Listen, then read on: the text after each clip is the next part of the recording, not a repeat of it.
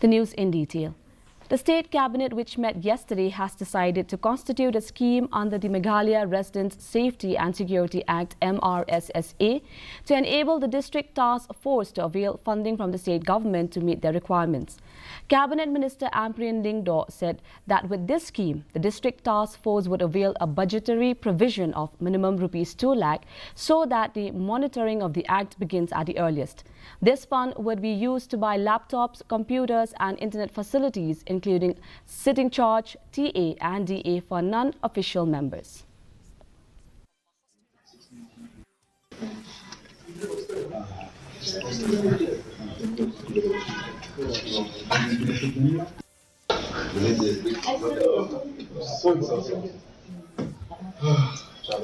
A scheme had to be instituted by the government, wherein we will make the entire MRSSA procedure functional.